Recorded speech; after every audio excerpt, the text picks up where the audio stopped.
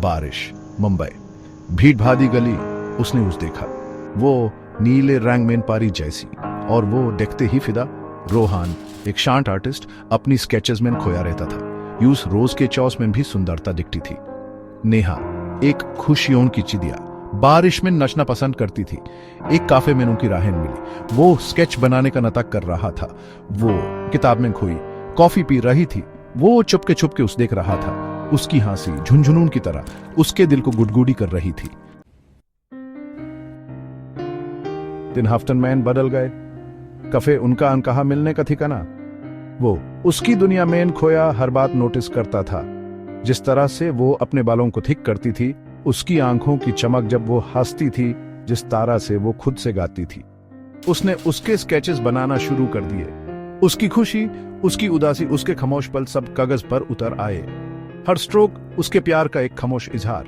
एक प्यार जिसके बारे में वो जानता था वो बता नहीं सकता। एक दिन वो अपनी किताब भूल गई। उसने उसमें एक नोट रख दिया अपनी फेवरेट कोट के साथ, ये उम्मीद करते हुए कि वो समझ जाएगी। अगले दिन उस पढ़कर वो मुस्कुराई। उस उम्मीद की एक किरण दिखी। शायद वो भी महसूस करती है। वो छोटे छोटे तोहफे छोड़ने लगा। एक पीला गुलाब, उसके फेवरेट बुक कैरेक्टर का स्केच, एक फेदर वाला बुकमार्क।